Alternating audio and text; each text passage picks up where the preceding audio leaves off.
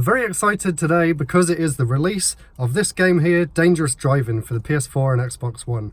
It's made by the same people that made Burnout 3, one of my favourite racing games ever. This one didn't quite have the same budget as Burnout 3, and I don't really know how it's going to live up to such an incredible game, but let's go and see what Dangerous Driving's all about. In the game, of course.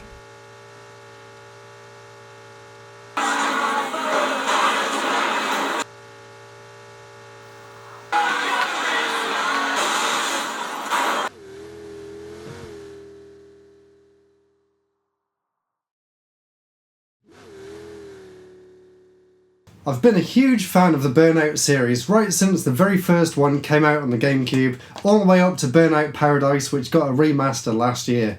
My favourite game out of the entire Burnout series is Burnout 3 Takedown, which is the game that Dangerous Driving is very heavily inspired by. In fact, a lot of the same developers from this game actually split off from Criterion and went on to make 3 Fields Entertainment, which made Dangerous Driving, and a few other games before this one to sort of get the funds to make it. So when I'm doing this review here, you have to bear in mind that the whole game was only made by 7 people, I believe. So does Dangerous Driving live up to the amazing experience that was Burnout 3? No, not even close.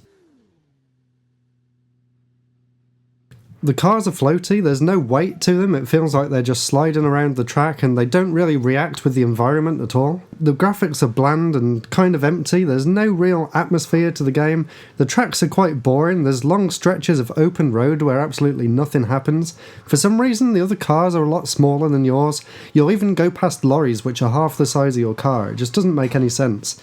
Sometimes the drift doesn't seem to work properly, you'll just end up flying into a corner, sometimes you'll bounce off a corner and fly into the sky for no apparent reason. There's no split screen multiplayer, there's no online play at launch, there's only a very small selection of cars and from what I've played so far, they all feel exactly the same. There's no impact, even the collisions don't look as good as Burnout 3 on the PS2. Everything just feels like a huge step backwards for some reason. The AI seems to cheat randomly. I could be doing perfectly well for the first 3 laps and then it'll tell me I'm so many seconds ahead. I'll get right to the last corner and they'll all just whiz past me, even though I'm boosting. So that just doesn't make any sense. All the different game modes are basically the exact same game, but for some reason some of the modes actually stop you from being able to make the opponent crash, which just doesn't make any sense to me at all. The loading times are long, the sound effects feel really weak and unfinished. To be honest, the whole game feels kind of unfinished. It really feels like they could have done with another year in development just to sort of polish it all up. And unfortunately, if you've got a base PS3, actually the game only plays at 30 frames a second instead. So, it's safe to say I don't really like the game as much as I was hoping I would. There are a few plus points though, the sense of speed is quite good, the controls, when they work, feel nice and responsive, and it's still fun to play a game like Burnout. It's not like I don't want another game like Burnout, I just wish it was better. It's nowhere near the same level as the Burnout series, and that is really disappointing.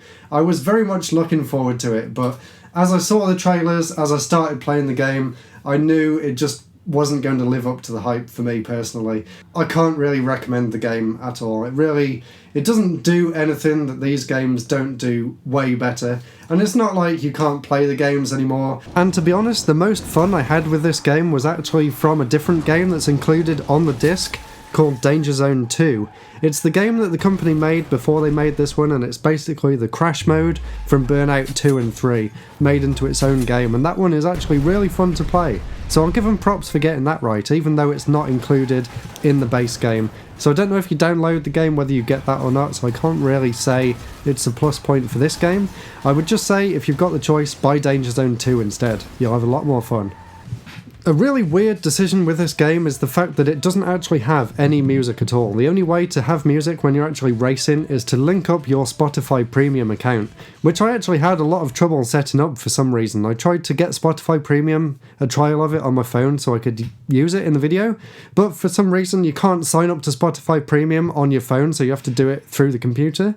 So that was the first weird thing, and then when I finally got it all set up and ready to go, unfortunately, to turn Spotify Premium on, you have to turn on the HDCP thing on the PS4, which actually stops you being able to record. So I can't give you any footage of Spotify Premium actually working in the game. So that's another really annoying thing. And when it did work, all I did was put on a Burnout 3 soundtrack and just play it as if it was Burnout 3. And then I just thought, why am I not just playing Burnout 3 instead, and turned it off. So unfortunately I don't really have a lot of good things to say about Dangerous Driving, but that doesn't mean I didn't have a good time while I was playing it. I feel very conflicted about the game in general.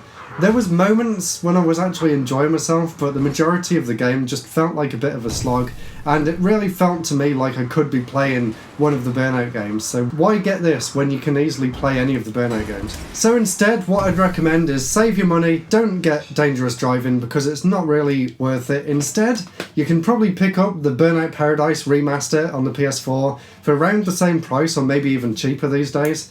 And another great game if you want a Burnout sort of experience, made by Criterion, is Need for Speed Hot Pursuit for the PS3. My second favourite game in the Need for Speed series after Need for Speed Underground 2.